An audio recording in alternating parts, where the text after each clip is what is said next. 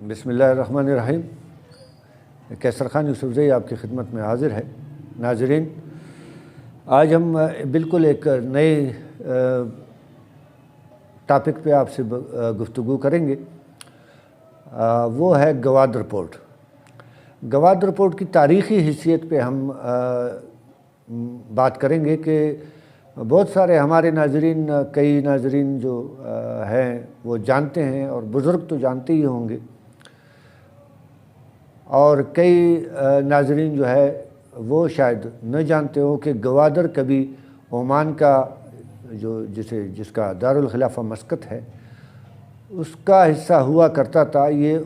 اور بعد میں یہ پھر پاکستان میں اسے شامل کیا گیا۔ یہ علاقہ کس طرح عمان میں شامل ہوا اور کس طرح پھر یہ کن کی کوششوں اور جدوجہد کا نتیجہ تھا کہ اس کو گوادر کو پاکستان میں شامل کیا گیا، ظاہر ہے بزرگوں کی قربانیاں ہیں، ان کی جدوجہد ہے، اور قربانیوں کی ایک لازوال داستان ہے جو اس کے پیچھے کار فرما ہے۔ اور قومیں ہمیشہ اپنے ہیروز کی داستانوں کو اور ان کی تاریخ کو، ان کے کارناموں کو یاد کرتی ہے، اور انہیں ہمیشہ اپنے لیے مشعل راہ بناتی ہے۔ تو دوستو، یہ ایک لمبی داستان ہے۔ ہم کوشش کریں گے کہ اسے ہم نے 4 حصوں میں تقسیم کیا ہے کہ ناظرین کے آسانی کے لیے، ان کو سننا آسان ہو، اس کو دیکھنا، ان کو یہ ویڈیو دیکھنی ان کو آسان ہو اور ان پہ بوجھ نہ پڑے۔ اور یہ ایک دلچسپ کہانی بھی ہے آپ کے لیے، اور ہمارے ناظرین کے لیے یہ ایک دلچسپ کہانی بھی ہوگی، اور اس دلچسپی کے ساتھ ساتھ آپ جو ہے تاریخ سے بھی باخبر ہوں گے۔ تو ناظرین، یہ جو ہے پہلا حصہ ہم اس کا پیش کر رہے ہیں، پارٹ 1، اس کے بعد پارٹ 2 ہوگا، پھر اس کے بعد پارٹ 3 ہوگا، پارٹ 4 ہوگا۔ تو ناظرین، یہ ایک خاتون تھی، اور ان کی کوششیں اور ان کی جدوجہد، ان کی محنت تھی کہ گوادر پورٹ کو پاکستان میں شامل کیا گیا۔ یہ اس پہ دراصل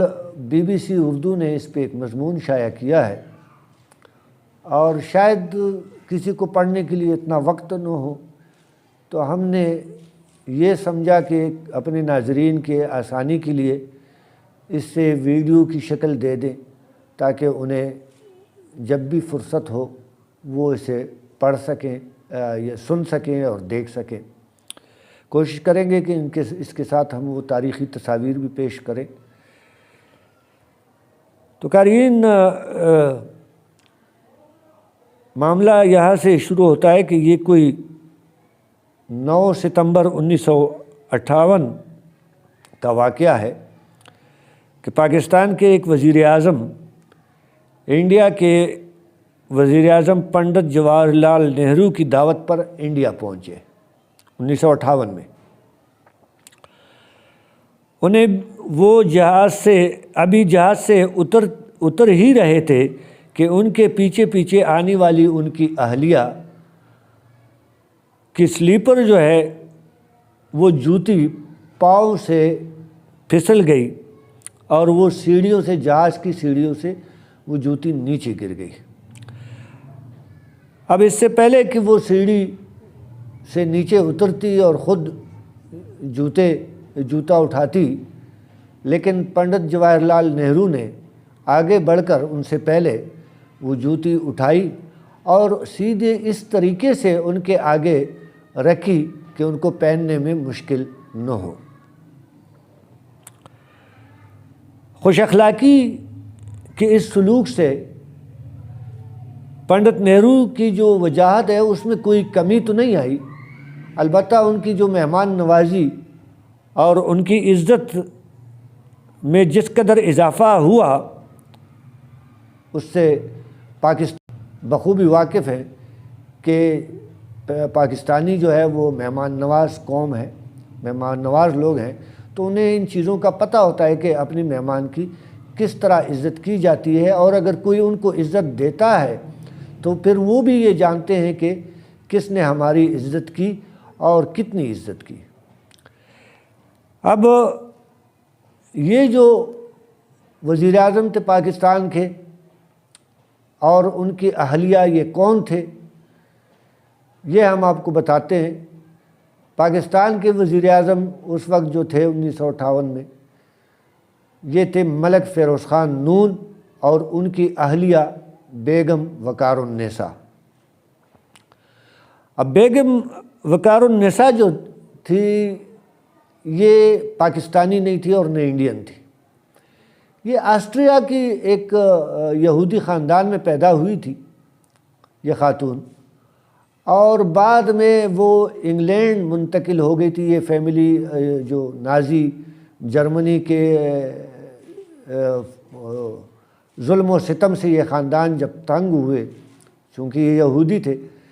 تو ان کے ظلم و ستم سے یہ تنگ ہو کر انگلینڈ منتقل ہو گئے۔ ملک فیروز خان نون سے ملاقات ان کی ہوئی، اور یہ تقریباً بیگم وقار النساء جو ہے یہ 23 جولائی 1920 کو وہاں پیدا ہوئی تھی آسٹریا میں۔ اب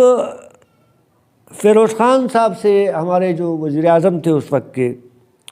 ان سے پہلی ملاقات اس وقت ہوئی جب وہ لندن میں انڈیا کے ہائی کمشنر تھے، یعنی اس وقت وزیر اعظم نہیں تھے۔ تو جب ان کی ملاقات انگلینڈ میں ہوئی ان سے، ملک فیروز خان نون سے، تو وہ اس وقت پاکستان بھی نہیں تھا، وجود میں نہیں آیا تھا، آل انڈیا تھا، سب کانٹیننٹ جو ہے، تو اس وقت وہ انڈیا کے ہائی کمشنر تھے وہاں پہ۔ اب یہ ملاقات جو ہے پھر 1942 میں، یعنی پاکستان بننے سے قبل، یہ ملاقات جو ہے وہ شادی پہ اس کا اختتام ہوا، دونوں کی شادی ہوئی۔ یہ ان کے ساتھ انڈیا چلی آئی اور بمبئی میں ان کی شادی ہوئی۔ اس وقت فیروز خان نون کی عمر جو ہے وہ 49 سال تھی، اور اس خاتون جو ہے محترمہ وکٹوریہ، ان کی عمر جو ہے وہ 22 سال تھی۔ شادی کے بعد یہ مسلمان ہوئی، نہ صرف اس نے اسلام قبول کیا بلکہ خود کو اس خاتون نے مکمل مشرقی انداز میں ڈال لیا، اپنی زندگی کو مشرقی انداز میں ڈال لیا، اور یہ مسلمان ہوئی اور ان کا نام پھر وقار النساء رکھا گیا۔